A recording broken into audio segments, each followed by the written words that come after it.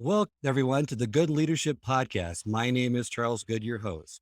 This podcast is designed to provide you with actionable insights and strategies that you can apply from discussing the research from esteemed leadership experts and thought leaders. My goal is that what we discuss today will be immediately actionable and useful to you. And I'd love to hear your comments for this episode in the chat, as well as what you're planning to implement. My guest today is Helene Segura. She's a productivity expert and the Inefficiency Assassin who helps companies and agencies lower employee stress levels, decrease absenteeism, improve retention and leadership, and increase revenue. She is known for her thought-provoking yet entertaining time management keynotes and programs that teach practical productivity tools for leaders. Helene delivers an experience that resonates deeply and inspires change, and she's been featured on over 150 media interviews and is the author of 3 books. Her latest is The Inefficiency Assassin, Time Management Tactics for Working Smarter, Not Longer. Welcome to the podcast, Helene. Thank you, Charles. I'd love to start out with that title, right, of your latest book, The Inefficiency Assassin. Tell me a little bit more about that and how you became known as the Inefficiency Assassin. Well, we all have strengths and we all have the opposite of strengths. And my opposite of strength, one of them is marketing. So I decided to take a marketing class, and I was told that the job title of productivity consultant or time management consultant was rather boring. So I needed to think about what I actually did and how I delivered it, and could I get some pizzazz? So one day my husband and I were on a 2-hour drive. There was not any kind of nice scenery. So we spent our time talking instead of looking around at everything. And we just started brainstorming ideas. And by the end of the drive, we had decided that I help people slay lost time. So what does that make me? The Inefficiency Assassin. And then that's how it was born. Love that. Love that. That's great. So this topic, I think, resonates equally well today as it did 5, 10, 15, 20 years ago. If anything, it's probably even more relevant today because people have more on their plate. They're more overwhelmed. They don't know how to get everything done. So there's always this talk about productivity systems. Which one is the best? Which one provides the most impact right away? So I'd love to start our conversation today talking about maybe not all of the different types of productivity systems, but the 2 big types right now, which from Cal Newport's book, Deep Work, he really pushes the kind of that fixed time block productivity system. And then there's others that have the task systems, the task-oriented systems that are the to-do list. Time block, you give every minute a job to do and you manage it by the hours. Whereas those task-oriented systems, you're giving it the task-oriented list. You're focusing on the task, not the time, to get as much as you can done in a period of a day. Let's first talk about that time block and time blocking. When is this type of system really useful for people? And maybe some of the advantages of it, some of the weaknesses of it, and what is the best way to try to implement it? Time blocking is extremely useful if you have mapped out the different categories of your job responsibilities or your personal responsibilities. Because when you use time blocking at the 35,000 foot level, you are deciding ahead of time how much of your life you want to dedicate to all of these different areas, all of these different responsibilities. And in order to be able to do this, you actually have to backtrack and clearly identify what are your responsibilities. That's part of the issue we have, is that if those responsibilities are not crystal clear in our minds, we tend to go after low-hanging fruit. So with the time blocking, you map out a general draft of where you want your time to go. And then you can drill down into that and get very specific with your time block. So you can map out how much time you're going to spend on any given project, any given task. And time blocking is extremely helpful because it gives you a focus for the day. It also helps you negotiate time with others. Somebody else wants to drop something in your lap at the last minute. You have a better idea what is a priority and what can wait for a bit. And that helps you negotiate time. But the downside I see of time blocking is if somebody time blocks every single minute of their day, without allowing room for the unexpected. If you work with humans and or if you work with technology, and you've heard this before, Charles, when I've said it, your day is never going to go according to plan. So if you have scheduled out every single second, every single minute of your day, that is just not going to work because the unexpected will happen if you're not working in a silo. And that's why one of the time blocks we should allow for is the unexpected. So if you time block for that as well, a little bit of time in the morning, a little bit of time in the afternoon, that will help you. So time blocking overall is extremely beneficial. One of the things I've noticed that's a weakness of it is that you set time blocks for certain activities you want to do throughout the day. And when I've used it, it's been helpful because if you can prioritize the most important things that you put in those time blocks, Mhm. especially first thing in the day, that really helps to set that priority, which you kind of talk about with your 3+3 philosophy. Mhm. But the critics of this state that, well, you may not be as productive because you're just allocating time for these tasks. You're not pushing yourself to get these done. So you may take longer to, in fact, do those Mhm. since it's not a task oriented list where you can check off the task being done. But I found this productivity system to be really beneficial for these long-term projects, for deep work sessions where you just need to allocate the time each and every day to Mhm. make meaningful progress on those goals. Would you agree? Yes, absolutely. And the second method of time management that you mentioned outside of time blocking would be the task oriented system. I personally don't feel that they should operate in two separate realms. I think they need to operate together. It is important to time block to have an idea of where you need your time to go, but then you need to specify what that time will be used for. So if you just time block something and call it project, what does that mean? That is way too generic for your brain. You need something specific, which is when you move into task orientation, and part of the task orientation also needs to include time estimation. A lot of us don't even think about how much time something is going to take. So that's why, like you mentioned, we might choose one task and then expand to fit the time that we've allotted for it. Or what is usually the case, people will jot down everything that they need to do without thinking about those time estimations. And then they're completely demoralized at the end of the day when they realize, oh, I didn't get these other 10 things done. Well, that's because you put 15 hours worth of work on your list when you actually only had 2 hours between all of your meetings. So I think it's very important to use both the overview of time blocking and then bring in that task orientation, including time estimation. No, that's great because I, I love that approach and I do that myself. I try to time block that first part of the day to make sure that I get into those most important things, but then there's always these tasks that need to be done as well. Mhm. I think a lot of people, when they start a task oriented system, you're right, they put too much on their list. So they think they can do too much. Inevitably, it's always too much, not too little. And they're very bad at guessing how much time each task takes initially. So Mhm. I would caution people when you start this is test it out for a few weeks and you're going to have to refine the model, right? Mhm. And get a better sense of okay, this really takes me or if you don't do it that way, maybe just put buffer times in. So if you think it's going to take an hour, let's just put 2 hours in just to be sure and make sure you put buffer times in if you're doing time blocking with break times, with food, with other things as well, right?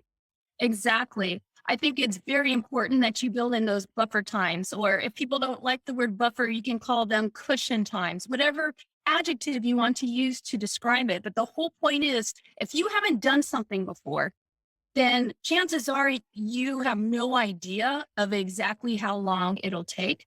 And especially nowadays, when so many of us are experiencing delays, if we are relying on somebody else to get us information, there are supply chain issues, there are labor issues. So we definitely need to make sure we build in that cushion. And like you said, you can double it. For some people, they might start off quadrupling it, and the beauty of the task list, and I'm sure we'll get into the 3+3 later, is that you are identifying several priorities. So you can move into the next one if you have that extra time, or move into the next one because the prior one didn't work out the way you wanted to. But just making sure that you have that room in case things don't go as planned. No, I love that. I love how to integrate these systems together and use them simultaneously. It's not an either or decision. Mhm, Let's actually talk about that 3+3 philosophy because I love it mhm. in regards to getting those most important things done each day and making it a priority. So if you could unpack that for us, that would be great.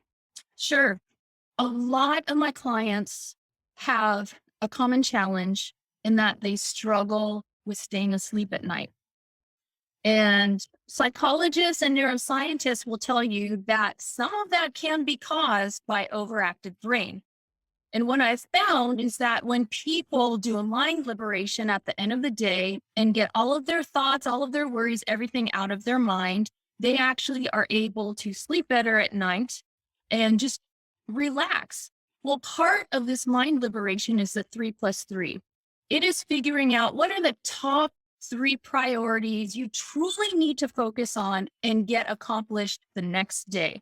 And do we have more than three things to do? Of course, we have lists a mile long. But that old saying, if everything's a priority, then nothing's a priority, that's really true. And your brain needs help in what to focus on. So when you choose what your focus is going to start with the next day, then your brain is already working on fire as soon as you kick off the workday the next day. So your first three would be the top three priorities. Your plus three is moving down your list. So you chose one, two, three. Now you're actually moving into four, five, six. So that would be your plus three. The next three levels of priorities. And you choose those for two reasons. Number one, it could be a bonus. So let's say all the stars align and you actually get to finish those top three priorities because everybody got you what they needed to. After you do your little happy dance, then you can move into the plus three. So that way you can continue being productive, continue achieving, checking off those high priorities. Or what tends to happen quite often is instead of the bonus three, it's actually a backup three because there is a hitch with something you're trying to accomplish from the top three. There's nothing you can do about it. And when we get into these situations and negativity starts to infuse our brain and drag us down, we tend to go after low hanging fruit, which is not a great thing. So that's why if you've chosen your backup three, after you throw a little tantrum, decompress a little bit, then your brain can get refocused faster so you can continue working on higher level priorities instead of the not so important things. No, that's love that philosophy. And that's a lot of times what I do at night is I have that shutdown complete Mhm. and then plan the next day and try to get into those MITs, those most important tasks. And if I have finished those for the day, then like what you were just saying, those plus threes are great to add just to make you feel all the more productive. I find that we backslide with our productivity for a couple reasons, and I love to get your insights on this as well. The first one is unsustainable productivity. I get into a productivity system, and initially, which I should be doing, this is the goal that I think everyone supports, is that when you go into a productivity system, don't aim to get more done, just the same amount done. But I think, okay, I've implemented this system. Now I want 2x, 5x, 10x more done, and that's unsustainable, right? Mhm. Exactly. One of the steps you want to take when you're embarking on this time management journey or productivity improvement journey is identifying exactly what you feel is your challenge with time management. And how did you come up with that measurement? Because we don't specify a measurement as to have a baseline and how are we going to measure our progress and what do we think the end result should look like. We are just constantly spinning on that hamster wheel. We're chasing what we think might be time management, except we don't define specifically what we're chasing. So when you're starting off with a new productivity system, like you said, it could be that you want to maximize your time and be able to do twice as much. Or it could be that you want to do the same amount of work, but in less time. So it's really important that you define it, but it's really hard to define what your goal should be unless you establish a baseline of where you are. For some people, it might be, you know what? I realize that my time management issue is that my mind wanders. I have random thoughts throughout the day. So first, let me start paying attention to what are my random thoughts. And then once I figure out how often that happens, then I can set my goal of this is how much I want to curb back all of those random thoughts. Establish your baseline, figure out your measurement, and then decide what your goal should be. And I would add, go slowly in increasing the workload, at least initially, so that you don't get overwhelmed right away Mhm. and stay with it for longer than you think you need.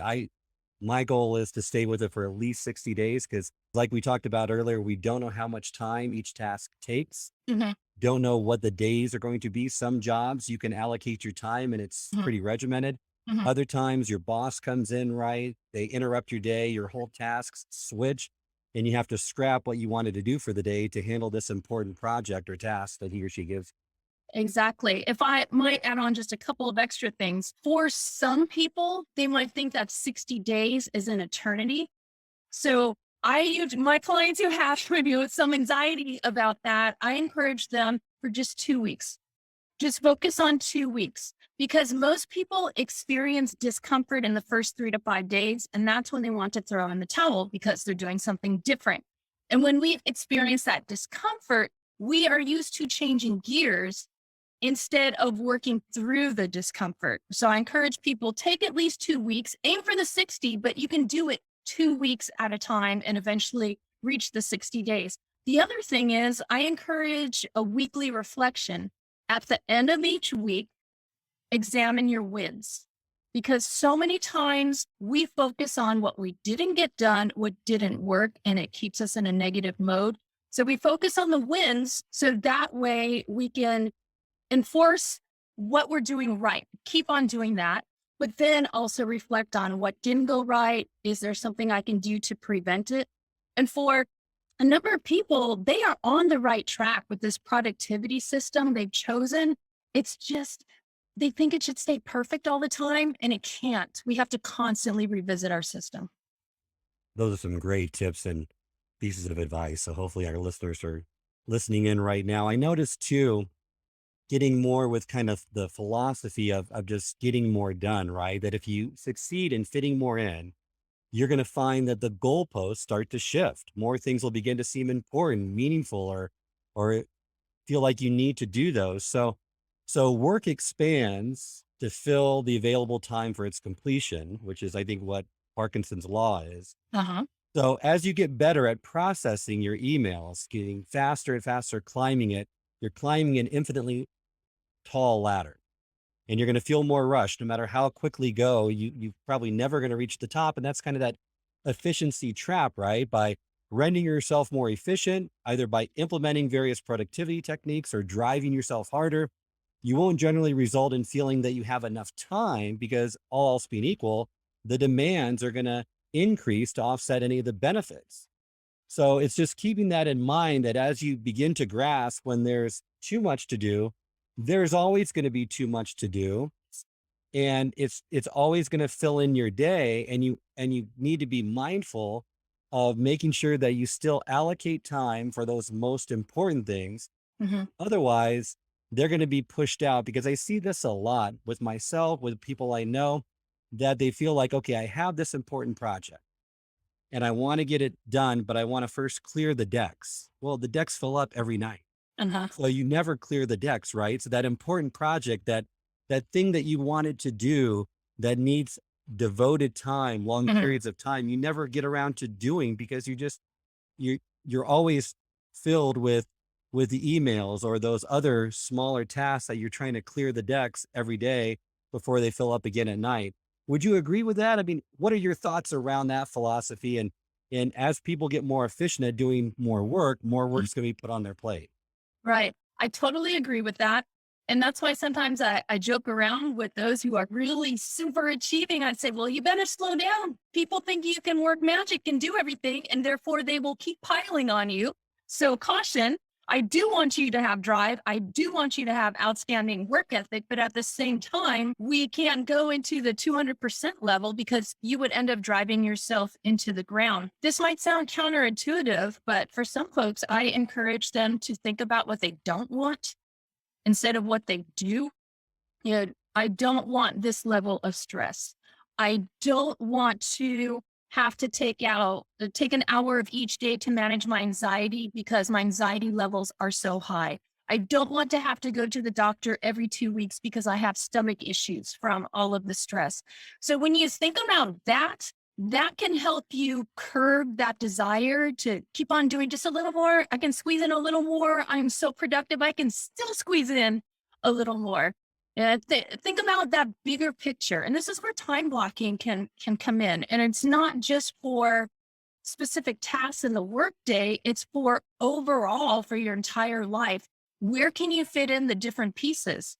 And when you map this out, whether it's in an Excel spreadsheet, a calendar, or a wall full of sticky notes, when you see that physical picture, you begin to realize, wow, these are all the hours I have in the week.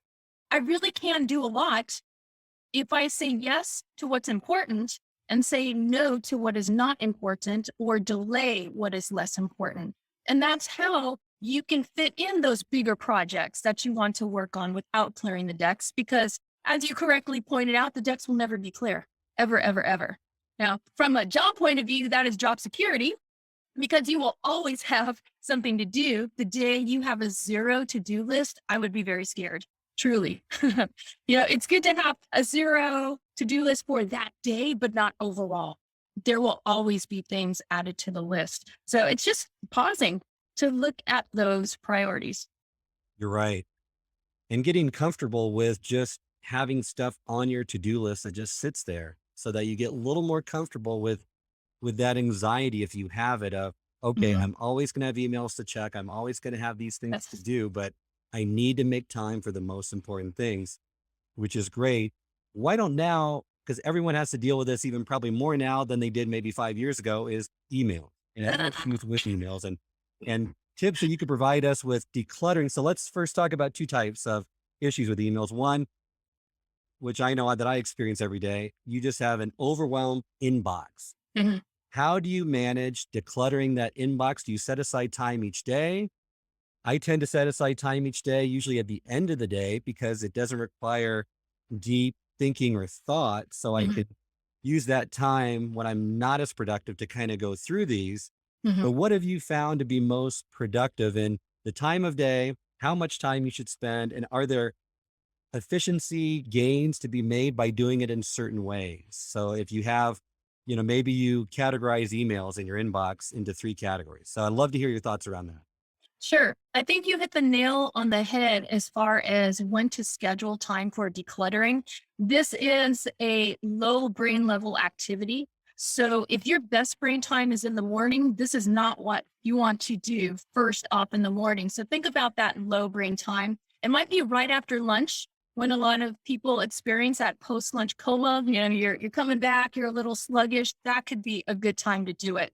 For those people who are starting to travel again for work, waiting at the airport is a great time to declutter your email inbox. And what I encourage people to do is go back for the previous 30 days, because if there's anything that needs to be taken care of, it's something that happened within the last 30 days. And once you've cleared those out, you begin to realize, you know what? It's been more than a month. Do I really need to do something related to this? Can I just archive it? Can I delete it? So just going back, setting that parameter of 30 days, that is helpful mentally, especially if you have 10,000 emails in your inbox. Your brain is thinking, oh my gosh, how are you going to go through all that? Something else you might consider doing is when you are going through this decluttering, sort by sender, because a lot of times you're able to clear items out quickly because you realize 10 of the emails are in the same thread. And if you just go to that first one, you can scroll through the thread and get rid of the rest. So you can consider doing that. You can also do the opposite. If you're not ready to make decisions about what might, maybe possibly be an important email, start with your junk.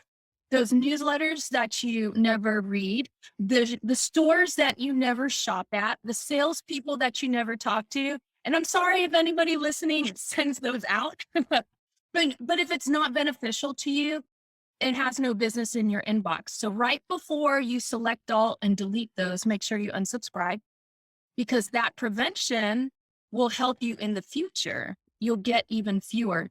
And then for those folks who understand rules in Gmail or Outlook or whichever system, when you start to see patterns to your emails, you can establish rules so that way they can get sorted into file folders. Let's say there are some newsletters you would like to read, but you don't have to read them. The moment they come in, you can set a filter for newsletters and make sure they go into that folder. And one day when you're procrastinating, just go through and read those newsletters and then delete them. So those are a few starter tips for decluttering email. No, I use filters and rules a lot. So there's a Mhm. lot of times in which I use that. And there's a lot of tutorials on YouTube. For Mhm. those that are listening that don't know what that means yet or how to set up your Outlook inbox or your Gmail. Unsubscribe to me with unsubscribing, it's just tedious and time consuming. So I know that I've used there's an app called Unenroll Me. So if you Yes. put that in, it can just, especially as you're starting out, right? Because if you subscribe to so many, Mhm. going through it time and time again just is a lot of time wasted. So something like that would just put them all into the same bucket so that then you can identify which ones you want to keep and which ones you want to subscribe to, and it'll do it for you.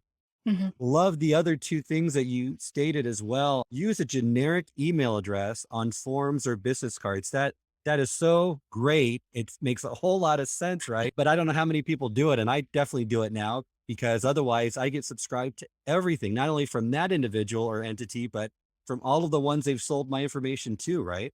Exactly. So I have a generic email within my business. So people who I have already made contact with and I trust them, they're not going to stick me on a list. They get my email that I manage very well. And the others, they start out with the generic one, which my assistant can also get into. So that way she can help manage that. And then separate from work, I have two different emails in my personal life. So I have my actual one that my friends and family have. And then I have my other one that I use for deliveries, tracking packages, any kind of commercial activity that in my personal world. And it sounds like a lot having four different emails, but it's not because I'm able to compartmentalize everything and really motor through what I need to without the mixture of, oh, this is personal. Oh, this is Amazon tracking. Oh, this is for my dad. I should have answered that 2 days ago. So it's a lot easier to get through. Also, how do you use the BCC line? I don't know if many people use it that effectively, but if you could just give us some advice around that. Yes.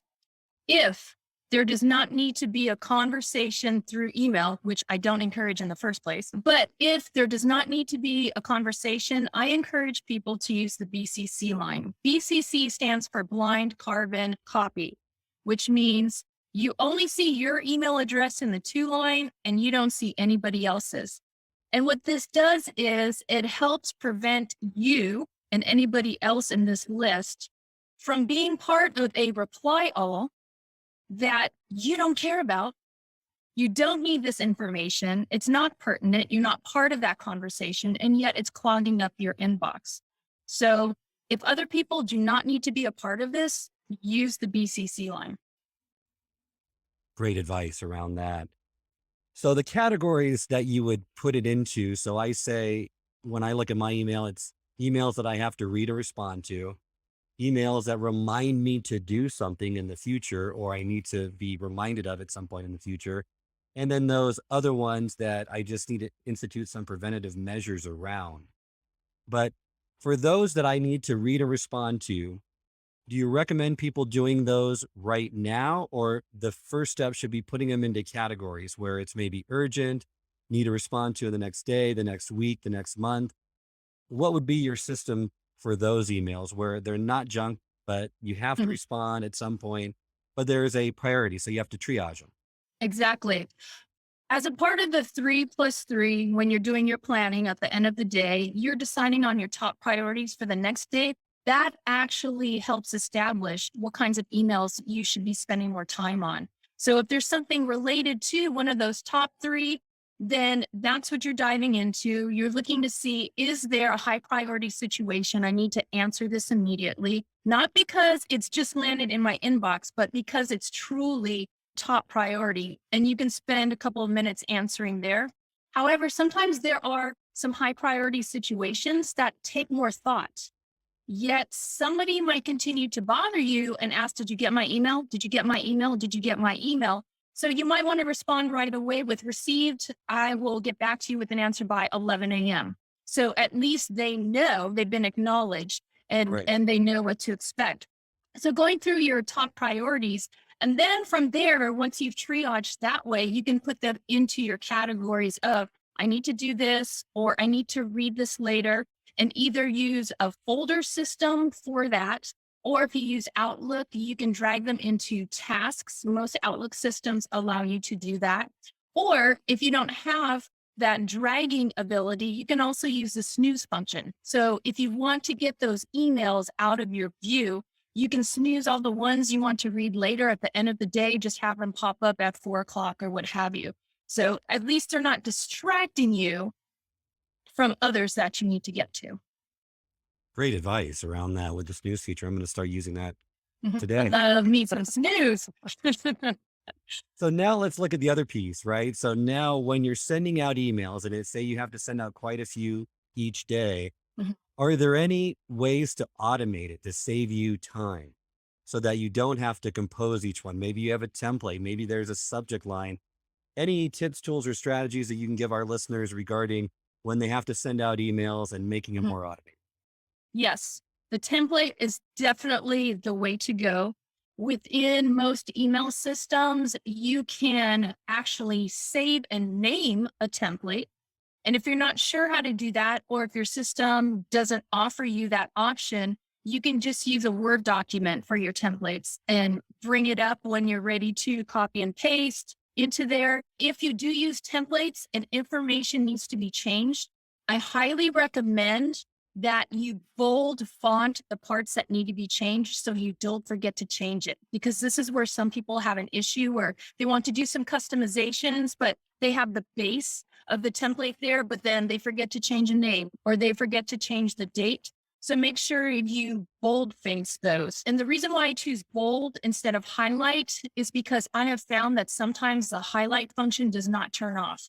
And then you have this email with highlights in there. So it was very obvious. You just went in and changed everything. So you might try the bold function. And there are also automated email systems when you want to send out mass emails to say 50 people or 100 people. So you could look into platforms like that. Very simple ones would be MailChimp or iContact. There's Constant Contact. And there are some companies that also have their mass email systems. So if that's the case, you can check into the one at your company.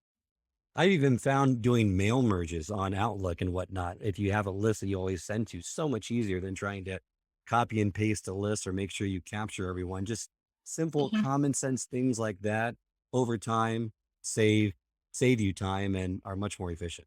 Exactly. And I have a quick tip. It's not scientifically proven, but anybody who's listening can try it out.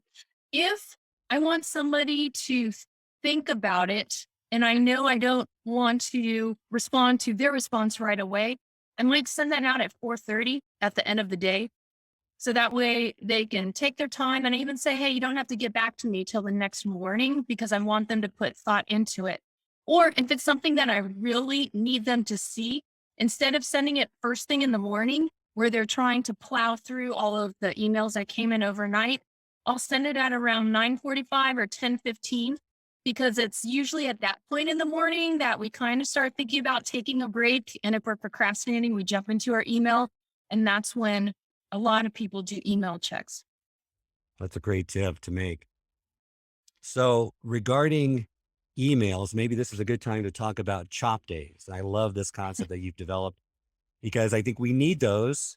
And I would say twice a month for 2 half days is a great approach to try. You might need to adjust it upward or downward, but can you go over those chop days and really what they entail? So CHOP is CHOP, which stands for crap, highly hay, onsens, and pilly stuff. Those are those little tasks that just linger and they hang around and they stay in the backs of our minds. And they're not those top level priorities, but they still eventually need to get done. So instead of using those for your procrastination time and from escaping working on priorities, if you have already time blocked a chop day or a half day, or maybe it's a Friday afternoon for a couple of hours, you can wipe out all of those low hanging tasks that aren't high level, but they still need to get done. And it clears your brain because you don't want all of those hundreds of thoughts lingering in your brain, spinning around and getting in the way of your high level brain power that you need for handling tougher situations. Love those days and love doing them a couple times a month. Sometimes I feel like I need to do those more, but once again, that gets into time that really needs to be reserved for those more important tasks. Mhm. So before we end, one more topic I love to cover regarding time management, and that's procrastination. That Can we talk about that later? I'm just kidding. oh yeah. Yep. That's a topic that I think everyone struggles with because that's the enemy of time management or efficiency. And Mhm. I don't know if there is a tried and true way to do it. I know that here are some techniques that's worked for me. I'd love for you to expand upon those, Helene, and then give some of your own. The Pomodoro technique, 25 minutes on, take a 5 to 10 minute break, another 25 minutes. The MIT method, make sure you identify those most important tasks each day. And what's really helped me with procrastination, because I think, when you get tired and you just start to get more distracted and there's other temptations that come on in your mind about, I'm getting hungry, I need to go check out what's for dinner or a snack, Mhm. is setting an endurance target. That's really helped me. So when I start to have those feelings of hunger, or I feel like I'm getting distracted, or those temptations arise, I just continue on for another 5 to 10 minutes. And what I find a lot of time is those distractions pass. And I'm able to work for not just 10 minutes, but 30 more minutes before I really need to then take a break. Do you agree with some of those? And what are some of your most coveted pieces of advice around procrastination or techniques to combat it? I agree with all of those. And let's see if I could remember them working backwards. The last one with endurance. If we are wired for supreme executive function, that means our brain makes really sharp decisions. And even though it gets a little distracted, we can get refocused right away. If we're not wired like that, then the endurance part can be really tough. So I would say that if you can push through that extra 5 minutes or 10 minutes to train your brain to get refocused, that's great. But if you find that it's not working for you, that is a sign that you should probably get up and take a 5 minute break. And one of the best breaks you can take is just walking around to go get a drink of water, because you need to walk around in order to increase your circulation. That also stimulates thinking and brain power. And we all need water to stay hydrated. So many of us are, dehydrated, and time management is all about mind management. So you really need to take care of your body, the housing for your brain. So that's water and that is circulation. And then for your MITs, that is helping you with focus. And part of the reason why we procrastinate is because we don't have that focus. So by pausing to choose the 3+3, by pausing to choose the MITs, that is helping you build in focus. When you get a little distracted, you go back to that 3+3 list or that MIT list and you get refocused right away. So that also helps with procrastination. The other thing is to understand what procrastination is. Psychologists define it as the act of wanting to feel better now. So it's basically the adult version of a 2-year-old. I don't want a tantrum. We don't want to do something because we have to make a decision, or because it's hard, or because it's boring, or we see this other task that we need to do that seems a lot more fun. We would rather do that. So if you can get to the core causes of your procrastination and identify those, that will actually help you prevent it in the future, with the understanding that procrastination is part of human nature. You are going to want to procrastinate. So it's unrealistic to say, my goal is to never, ever procrastinate again. That's just not going to happen. But the key is, can you catch yourself going into procrastination mode and then redirect? Looking at what can I get done right now to make my life even better? Or how will procrastinating right now benefit me? If you can pause and ask yourself those questions, you can redirect yourself and then cut off that procrastination. Love those tips. I found too that one tip that another guest of the episode gave me regarding breaks is to make them productive breaks, but more importantly is end the work and start the break on a good note, a high note, so that you're looking forward to getting back into it. Mhm, Not just where you're just, okay, I don't really want to go back into this. It's at a mhm. low point. This is drudgery. Maybe I'm doing a lot of statistical analysis and it just isn't fun. Try to end on a high note, whether it's before you take a break or at the end of the day. So you look forward to going back to it after the break or the next day. Exactly. And that's where a lot of folks can learn to tweak the Pomodoro method because Pomodoro is very fixed 25 minutes of work and then 5 minutes of break time. Not all tasks fit within that 25-minute range or and positively within the 25-minute range. So, for those who want to implement the Pomodoro method, you officially have permission to not do it for exactly 25 minutes each time. You can adjust it as you need to throughout the day, but the whole key is you focus for a period of time and then you take a break and you alternate throughout the day.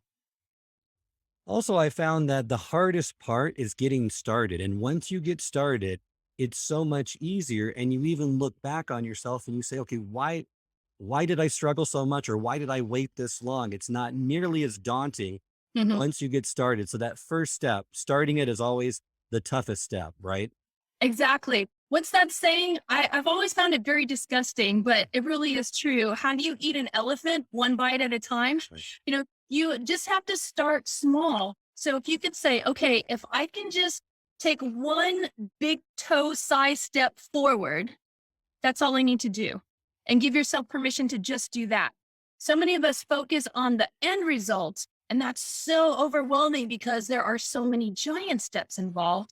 So just tippy toe forward, one tippy toe at a time. And it gets easier and easier as you take one more step. Great. Love it. I've read a couple of the books in habit science by James Clear, Atomic Habits, BJ Fox, Tiny Habits, and they advocate that same approach. Just take that one tiny step. If you want to get in shape, Mhm. maybe you want to go to the gym every day, maybe the first step is just setting your gym clothes by the door Right. so that you're that much closer, so that you remove a little bit more of that obstacle. Or if you want to do 100 push-ups, Mhm. you start with one push up a day so that you can build that habit over time. Those daily successes reinforce your motivation, get you more motivated to do it again the next day and do maybe two push ups, right? Mhm. Exactly. One small step. That's what you start with. Well, I greatly enjoyed our conversation. We'll have to do it again on another episode because there's so much more to unpack with time management and productivity. But unfortunately, we've reached the end of this episode. And I always like to end each episode with a call to action. And I'd love for you to just tell our listeners, Helene, is there one thing that they can do that you have seen time and time again to be immediately applicable? The first thing they could do to win over their time, to be more productive today, whether it's an email, whether it's in decluttering their environment, but give us one or two tips that you think they could do right away that would lead them along that path to being that inefficiency assassin. The number one tip would be today. In fact, as soon as you're done watching this episode, get your 3 plus 3 ready. Map out your 3 plus 3. Because when you put just a few minutes of thought into what your priorities are, you will just exponentially begin to improve your time management. Great advice. Remind our listeners how they can get in contact with you. Absolutely. You can go to timemanagementrevolution.com. I have all of my contact information listed there. And you can also download the productivity kit and have access to resources. Wonderful. Thank you for joining me today, Helene. Thanks for having me, Charles. And this concludes this episode of the Good Leadership Podcast. If you like what you heard today, please share this with your colleagues and friends or anyone else you might find who might find this valuable. If you'd like to go and to subscribe to the podcast, that can be found both on Apple and Spotify. It can also be accessed on the Institute for Management Studies website at ims-online.com. I'd love for you to jump over to iTunes and give us your rating and review so that will help us reach others with this great information in this podcast. You can also send us your feedback at info@ims-online.com. And until next time, remember, it's not what you know that makes a difference, it's what you do consistently.